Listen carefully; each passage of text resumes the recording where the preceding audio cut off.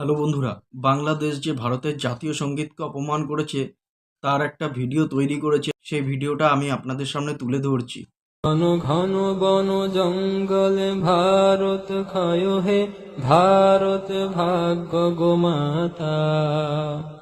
পঞ্জাব সিন্ধু গুজরাট মারাঠা দ্রাবিড় কেড়ে নিল বঙ্গ।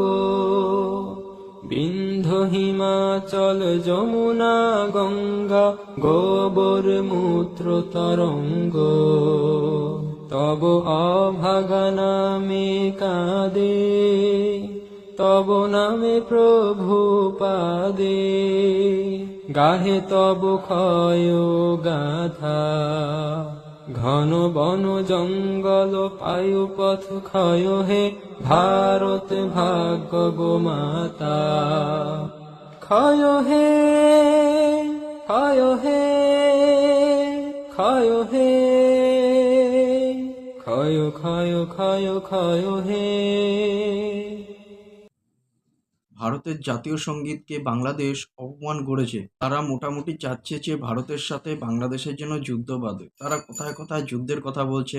তাদের চোখে মুখে একটা জামাতদের মতন কথাবার্তা চলছে, মনোভাব চলছে তাদের মধ্যে।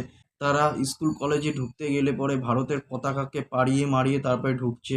তার সাথে আরও দু দেশের পতাকা রয়েছে, যেমন ইসরায়েল আর ইউএসএ অর্থাৎ আমেরিকা। আমেরিকাকে এতদিন তারা ভালো চোখে দেখত, অর্থাৎ যতদিন জো বাইডেন ছিল ততদিন তারা আমেরিকার সাথে বন্ধুত্ব ছিল। আর যখনই ডোনাল্ড ট্রাম্প ক্ষমতায় আসে তখনই তাদের শত্রু হয়ে যায় আমেরিকা। আসলে কেন? আসলে ডোনাল্ড ট্রাম্প সম্পূর্ণরূপে ভারতকে সমর্থন করে বলে। আর ভারতকে যারা যারা বা যেই যেই দেশ সমর্থন করবে তাদেরকে তারা ঘৃণার চোখে দেখবে।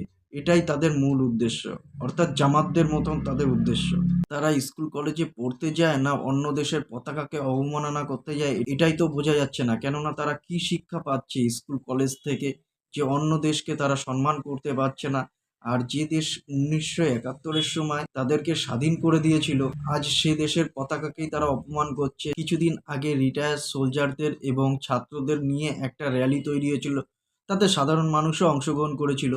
কিন্তু কথা হচ্ছে তাদের ভিতর যে সমস্ত রিটায়ার্ড সোলজাররা ছিল তাদের কথাবার্তা শুনে এমন লাগছিল যে তারা মনে হয় সোলজার হিসাবে নিজেদের দেশের প্রতি চাকরি করতো নাকি অন্য দেশের প্রতি চাকরি করতো, সেটাই তো বোঝার বিষয়। কেননা তাদের কথাবার্তার সাথে একমাত্র পাকিস্তানের কথাবার্তার মতো মিল রয়েছে। মনে হয় তারা বাংলাদেশের প্রতি সোলজার মনোভাব কম ছিল, পাকিস্তানের প্রতি বেশি ছিল। আর এই গানের ভিতর কি বলছে, দ্রাবিড় বঙ্গকে দখল করে নিল, এসব কি সব লাইন তৈরি করে তারা গানটাকে পোস্ট করেছে। এই সমস্ত গান যে পোস্ট করেছে কেউ কেউ খুব আনন্দিত হচ্ছে, এটা শুনে খুব আনন্দিত হচ্ছে যে ভাইরাল হোক, ভারত যাতে এই গানটা শুনে আরো বেশি পরিমাণে জ্বলে। বাংলাদেশ থেকে তো রয়েছেই এসব, ভারতের মধ্যেও কিছু কিছু লোক এই সমস্ত গানকে সাপোর্ট করছে।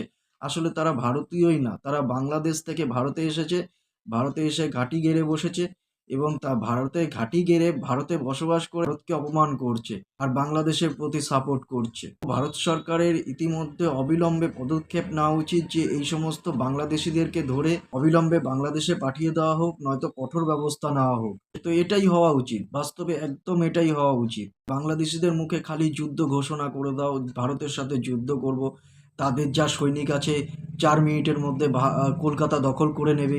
এসব কি? তারা কি ভুলে গেছে যে তাদের জনসংখ্যা কত আর ভারতের জনসংখ্যা কত? তারা সবসময় ভাবছে যে ভারতের সাথে যুদ্ধ হলে হয়তো তারা জিতে যাবে, কিন্তু এই ধারণাটা তাদের একদমই ভুল। তারা ভালো করেই জানে যে পাকিস্তানকে, চীনকে ভারত কোনো পাত্তাই দেয় না। সেখানে বাংলাদেশ তো একটা ছোট চুনোপুঁটি, ছোট চুনোপুঁটি হয়ে শোল মাছের সাথে টক্কর নিতে চেষ্টা করছে। বলে না, অল্প জলের মাছ বেশি ত্রিং বিরিং করে, ঠিক সেরকমই অবস্থা হয়েছে তাদের। তাদের তো যুদ্ধ সম্পর্কে কোনো আইডিয়াই নেই, ধারণাই নেই। আর যুদ্ধ সম্পর্কে আইডিয়া থাকতে গেলে কিছুটা শিক্ষায় শিক্ষিত হতে লাগে। যেই ছাত্র সমাজ অন্য দেশের পতাকাকে পাড়িয়ে তারপরে কলেজে ঢোকে, স্কুলে ঢোকে, তারা স্কুল থেকে বেরিয়ে বা কলেজ থেকে বেরিয়ে কি শিক্ষায় শিক্ষিত হয়ে বাড়িতে ফিরেছে, এটাই তো বোঝার মূল বিষয়। না জেনে বুঝে খালি যুদ্ধ করব যুদ্ধ করব, যুদ্ধ করলে যে কত ক্ষয়ক্ষতি হবে, তাদের বাংলাদেশ কোথায় চলে যাবে, কত বছর পিছনে চলে যাবে, এটাই তো তারা বোঝার চেষ্টা করছে না। তো দর্শক বন্ধুগণ, আপনাদের কি মতামত আপনারা কমেন্ট বক্সে এসে জানাতে পারেন, কমেন্ট বক্স খোলা আছে। আর ভিডিওটি ভালো লেগে থাকলে লাইক করে দিতে পারেন।